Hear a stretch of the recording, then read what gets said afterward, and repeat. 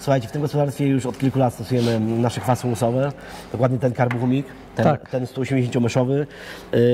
Zobaczcie, to jest ta zielona etykieta, cały czas o niej przypominam na wielu filmikach, ale jest to bardzo ważne, bo jest to produkt typowo przeznaczony do linii koprujących i opryskiwaczy ciągnikowych, żeby właśnie nie mylić i nie popełniać błędów, bo potem mamy problemy techniczne z naszym sprzętem. Wy stosujecie ten produkt już od kilku lat, prawda? Tak, my już stosujemy co najmniej chyba od 5, jeśli się nie mylę gdzieś. Jak my powstawaliśmy, tutaj zaczęliśmy współpracować. I macie uprawę typowo polową też warzyw, prawda? Tak, my tylko warzywa produkujemy.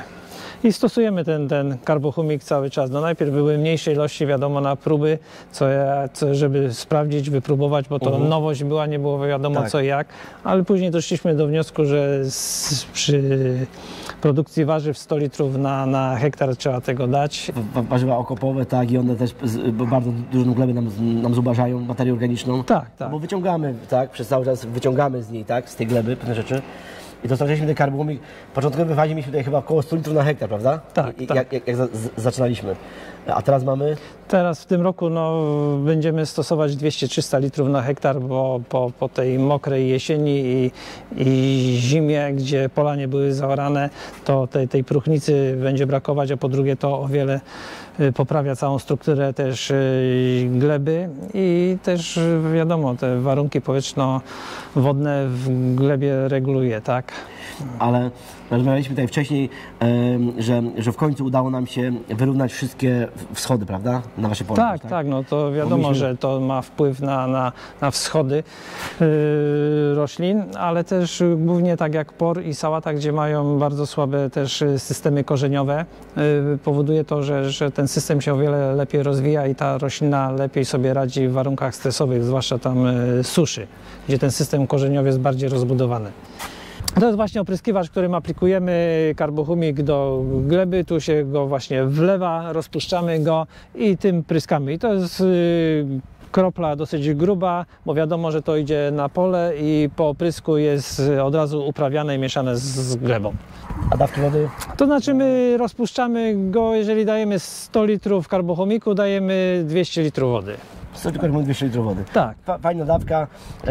W takie pogody też polecam bardzo produkt, takie pogody właśnie mrzyste też, pochmurne. Dlaczego? Ten produkt ma nam przeniknąć do gleby, przedostać się jak najbliżej rydosfery korzeniowej, gdzie te rośliny będą miały szybki dostęp do tego produktu. No i dlatego też jest od razu uprawiane po aplikacji, nie? Tu jeszcze mamy maszynę, która jakby tą całą glebę po zasileniu karbohumikiem nam ją miesza, tak? Tak, całą spulchnia, miesza i od razu to jest gleba gotowa, uprawiona do sadzenia czy do siewu. To znaczy do siewu tam zaś jeszcze jest taka maszyna, która redruje nam zagony, bo my siejemy na zagonach, ale to jest główna maszyna, która od razu spulchnia głęboko, bo to jest taki dosyć pogłębiać nieco, prawda, na 60 cm, ale do 40 na glebę nam na pewno na 40 cm, później glebowyżarka miesza i wał bija, żeby to nie była taka luźna ziemia, bo wtedy wiadomo, jak się ciągnikiem wiedzie, to zaraz kolejny za wysokie się robią, nie? Dobra, moi drodzy, słuchajcie, no to czas do pracy. Ja na każde gospodarstwo, gdzie przyjeżdżam, to zaraz ładuję się do sprzętu. Robert zostanie otwarty. I ruszamy do roboty. Mamy spokojnie.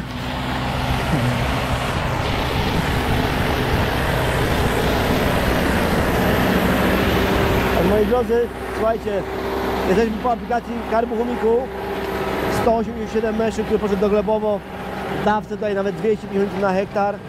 I teraz możemy zobaczyć, jak tą glebę zmieszamy, ubijamy, spulchniamy, wszystko naraz. Przygotowana gleba pod sadzenie warzyw w ten sposób, gleba wygląda bardzo fajnie. Doprowadzamy ją do naprawy dobrej struktury. Karbohort pozdrawia.